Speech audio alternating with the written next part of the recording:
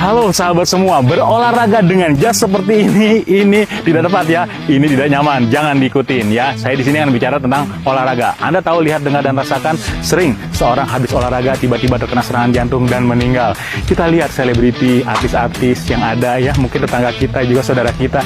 Kenapa dia habis lelah berolahraga tiba-tiba dia meninggal? Anda perhatikan apa yang dia konsumsi setelah dia berolahraga.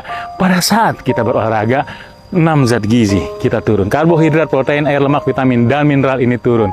Kuprum yang ada di paru-paru turun. Magnesium yang ada di jantung dia turun. Nah, kalau dia turun, apa yang harus dilakukan? Konsumsi mineral. Namanya dia kurang mineral. Tapi kebanyakan dari kita, dari yang kita lihat dengan rasakan, mereka mengkonsumsi yang mengandung soda. Karenanya ini minuman vitamin C. Tapi berkarbonat, mengandung soda. Apalagi soda itu sendiri seperti banyaklah Anda tahu sendiri ya, minuman bersoda. Kenapa? Soda itu akan menghisap mineral sisa. Jadi magnesium di sini dihisap.